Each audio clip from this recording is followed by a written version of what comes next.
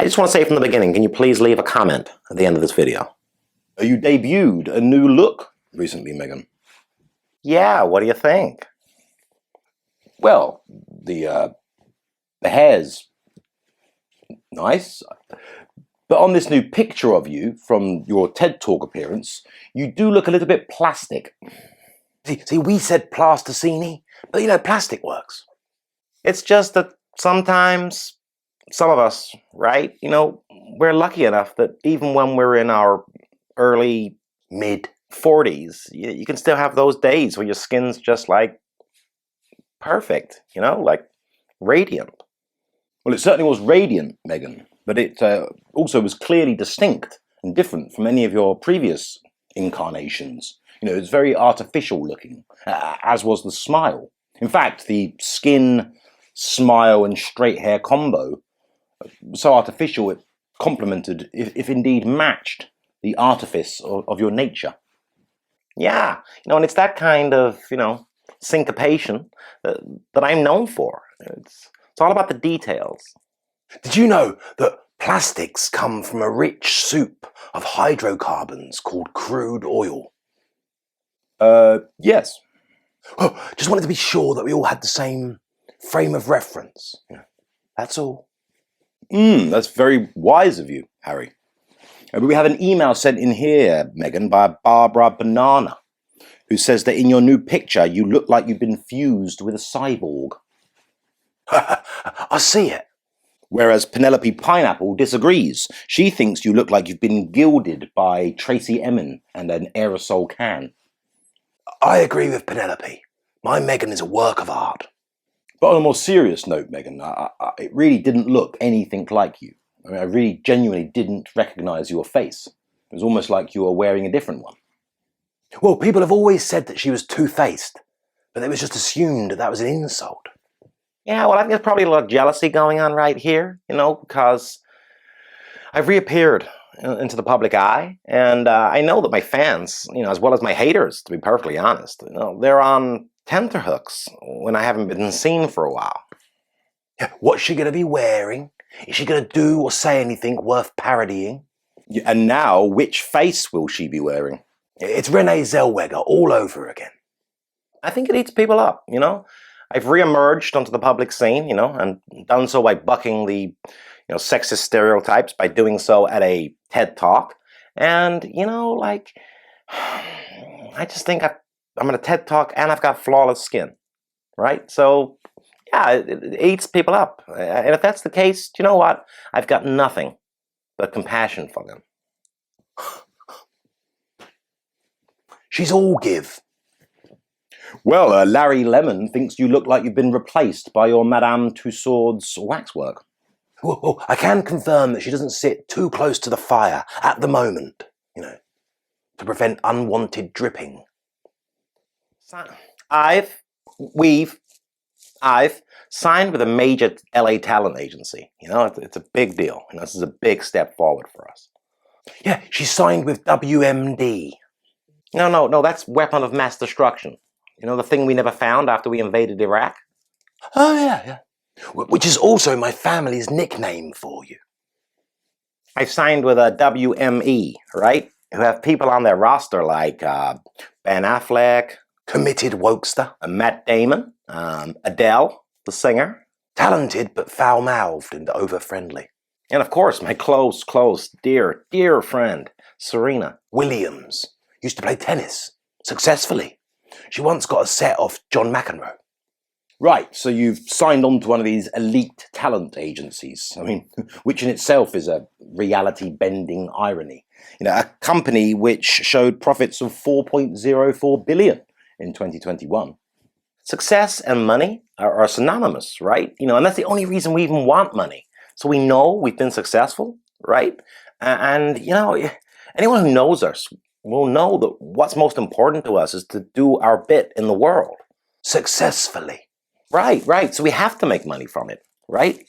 Like, to know that we're being successful. It's just something that we have to bear, It's an albatross around our necks. It really is. Okay, so your unhappy pursuit of money continues. You're looking to get involved in making rom-coms, or so we read. Yeah, rom-coms and, just feel-good TV mainly, right? Like things that enhance and don't diminish. Things that uplift and include rather than suppress and exclude. Sure. I've got no idea what you mean, of course. I mean, I understand the words, but they've been weaved together in a modernist terminology, which invariably means it will be a wokological indoctrination as well as mindless distraction. Word for word what was stated back at Mission Control this morning, Kobold. You're a really talented sort of guy. You should consider signing up for this agency, WMD or E or whatever. Well, it's maybe a little bit of voiceover work, to help pay the bills. No, I don't think they actually deal with people like yourself. I think they're more specialized in A-listers, right? Oh. Yeah, I'm sure there'd be many agencies that'd be suitable for people like you, but this one's more for people like me. People who stop traffic, She does have a point, Cobalt, actually. I'm sorry. I shouldn't have suggested it. No, you shouldn't have. Then you left me with the job of cleaning things up and getting out of this. Yeah, but you could have just said it was an agency just for people who lived in LA or California. You didn't have to bring up and mock his lack of, fame and importance. Oh, yeah. Well, that's the way I like to do things. Charming. But returning back to your new TV career, we hear that you won't be returning to acting, Meghan. Thank God. But that this step does take you a lot closer to making Archwell the billion-dollar player in Tinseltown that you've always so obviously wanted. Yeah, maybe, but it's not what we've got our focus on right now. Oh.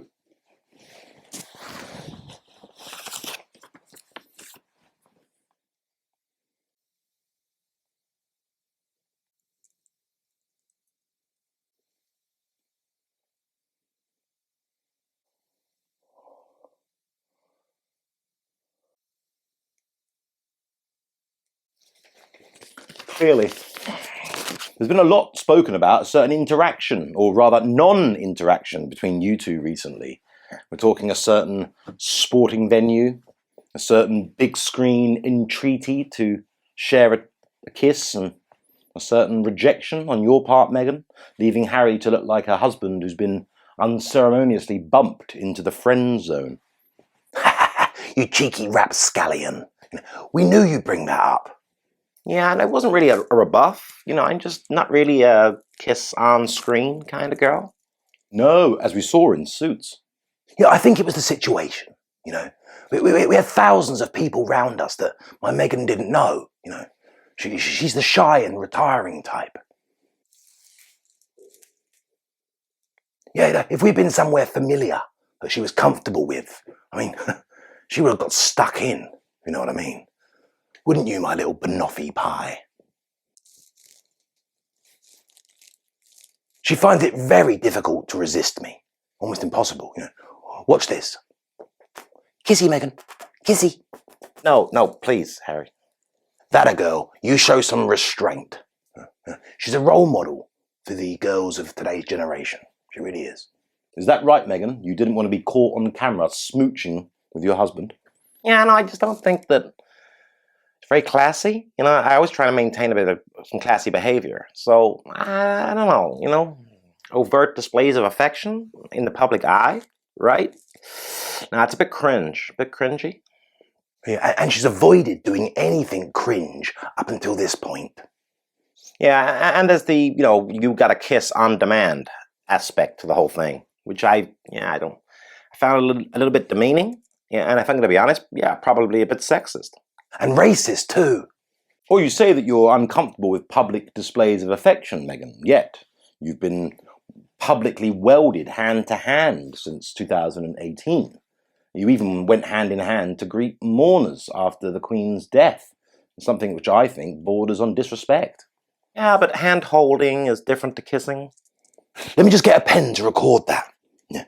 Kissing is different to hand-holding. Oh, God. This stuff's priceless.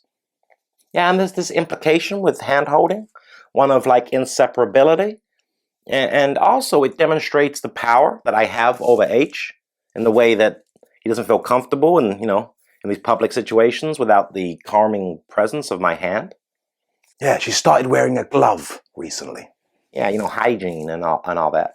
Well, it's almost as though you go to great lengths to humiliate Harry. Oh, no, that's not true. I simply deny that. She does no such thing, Cobalt. Yeah, no, I don't put any great effort into it. It's just like this kiss thing. I just have no qualms about whether I humiliate Harry or not. Yeah, it's all very natural and organic. Come on, give us a kiss, love. We're going to be making a documentary in South Africa. Well, we hope. Yeah, we're teaming up with Netflix again. Always a good source of moolah. So I've read you plan to be filmed meeting up with communities throughout South Africa. Rumour has it they can't wait to meet us. Oh, I hadn't heard that rumour. Well, I only started it very recently. Yeah, we're definitely going to be conducting this tour very much within with a humanitarian focus, right? And like, for instance, we're going to be teaching people about safe birthing practices. Well, No, not teach. We're going to bring awareness of safe birthing practices. nice save. The cameras are going to follow us as we visit compounds and share medical knowledge. That's right, yeah, I'm reading that here. Funny how it says sharing medical education as opposed to medical information or knowledge, medical knowledge. Yeah, well, it's precisely written that way for a very specific reason, which I am not privy to. Which is exactly as it should be. Indeed. But do you think that you and Harry are really qualified to be spreading medical education? Whatever that means. We're experts. Right, I'm always really good at psychology, right? I got a natural gift at psychology, so I can always just see what makes people tick, right? And that unique insight psychologically, and how that relates to physiology and, the workings of the body gives me a good basis for, medical knowledge. I can always locate people's weaknesses, I know exactly where they're weak. Yeah, well, it's a bit embarrassing, actually, because Meghan and I overlap, in our specialist area, in our specialist field medically, because I'm more psychology too, concentrating more on the mental health and mental health awareness aspect of things. Fascinating. Yeah, before I met Meghan, my Meghan, on that very special day, do you remember the exact date? I'm sure you do. I'm not even sure what year it was. Yeah, well, before that day, a day that remains very close to both of our hearts, I used to spend so much time laughing and being happy, waste so much time on that I couldn't properly concentrate on my mental health. Oh, okay. So, by implication, that would mean that your current state of mopey perma-whinge is unequivocal proof that you are currently dedicating your time firmly to your mental health. Yeah, mental health awareness is about opening up and letting your demons out. Is it? And when Harry finally let his demons out, when he finally opened up, we really found out what a state he was actually in. I mean, those Rawls really messed him up. Right. So your qualification for spreading medical education around South Africa is that you did such a top-notch job on fixing Harry's mental health. Yeah, and I'm really excited about this project, right? Because I think we can make an impact. Yes, I'm sure. And although they weren't dancing in the street when you and Meghan got married, you might find they break out into dance when you leave. Like Oscar Wilde said, some bring happiness wherever they go, some whenever they go. But Tom Bauer believes that you two are still up to no good, and like mischievous scamps, are planning to pull a stunt just before the coronation. They're so suspicious. I mean, suspicion. Such as? We've certainly got nothing planned. Have we, Meghan? No, H, no. Nothing at all. Well, he has suggested, and he's not the only one, that you might decide to pull out of the coronation last minute. I mean, you've already insulted the affair by promising to leave merely a couple of hours later so you can return home to Archie's birthday. Private jet, I assume. You know me too well. But you're confirming that there's absolutely no truth in this? None whatsoever, Cobalt. Got my invitation here. You've been formally invited to attend, etc., etc. Reserved a seat on row Q. Q? Q? Yeah. That's not the best, is it? Well, no, don't worry, look. It's got an asterisk next to it, which means it's special. So specials, that's good. Yeah. Asterisk, hold on. What does one asterisk mean? Let me go and consult the key. And, yeah, okay. What does restricted viewing mean? Well, it probably means you're sitting behind a stone pillar or something. Yeah. This feels like I'm going to be sitting with the lower royals or something. Oh no, not at all. I mean, the lower royals won't be sitting any farther back than E or F. You mean I'll be sitting next to Giles Brandreth? Oh no. Nowhere near Giles. You'll be sitting next to James Corden. You know, I am so sad I'm not going. Yeah. No, this must be a mistake. No, I must have got James Blunt's invitation by accident. Oh, these royals are something else. I can't believe it. They really are something else. No, we've got to laugh, Harry. I mean, we've got to laugh. Is this what we've been reduced to? Is this what I've been reduced to? Well, it's the kind of thing that happens if you listen to charlatans who promise you futures that are only believable with the rampant denial of facts that is so popular nowadays, clothed as they are in terms like my truth or lived experience. They're two of my favourites. Well, cling on to them, because they are what you traded reality for. A fact that is never fully appreciated until the brutality of reality comes in to shatter all perceptions. You're being awfully quiet. Sorry, what? Sorry, what do you mean all these new ventures I've been announcing are just shameless stunts that aim to deflect attention away from the coronation? Well, I couldn't sum it up more precisely than that. On the whole, my Meghan likes to keep her head down, and out of public attention. But, granted, you're right. Recently, she's had some good news. She just wanted to share it with the world. Well, she'd been pretty quiet for weeks, months even, standing back silently while she let you promote your disastrous bile-filled grumble about the pains of being a prince, your book Spare. What are you talking about? It was an instant literary classic. Yeah, I didn't really get involved in Harry's book tour because, that was him. That was all him. That didn't involve me at all. I didn't really want to muscle in on the attention. God forbid. Yeah, she let me get all the credit for the book. Very wise. But that's not really characteristic of you, though, is it, Meghan? What do you mean? Well, we haven't forgotten your engagement announcement interview where you hardly let Harry or the interviewer get a word in as you prattled on about inanities and trivialities in that irritatingly affected voice you have, unconcerned about whether the things you were saying were relevant or even true. My Meghan doesn't let the normal parameters of conversation get in the way of her communication, Relevance, truth, interest. She doesn't let those things concern her. Yes, we've noticed that every time she opens her mouth. I mean, let me put it this way. Harry said a lot of harmful and spiteful things, right, about his dear family. Yeah, I didn't really want my reputation, sullied by such a diatribe, It's bad for your cosmic karma. You basically told me what to write. It does seem a little coincidental, Meghan, that you're announcing all these new things and projects just weeks and days before the coronation after remaining quiet for months and months. Yeah, no, it's just a coincidence. Things in life going ups and downs, peaks and troughs. For the last few months, I've been quiet for me. I've just been at home and watching the staff bring up my children. But now I'm on an upward slope again. Yay, things are starting to happen. A new hair, new skin, a new face, generally. Big screen kiss rejection, new TV production career, and possibly a new Netflix series wandering around South Africa telling people about mental health, probably. Helping them come to terms with their inner mental turmoils. Yes, yes.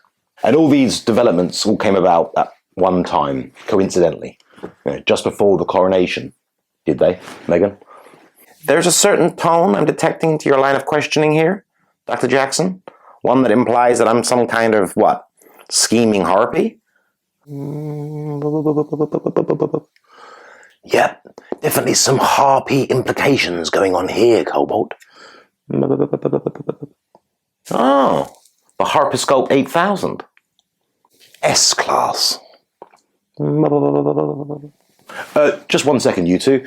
That was the video. And if you could now please press the like thumb, the notification bell, the subscription button, and leave a comment in the comment section below, that would be mightily welcomed. Thanks. Now please continue with the drivel you were spouting.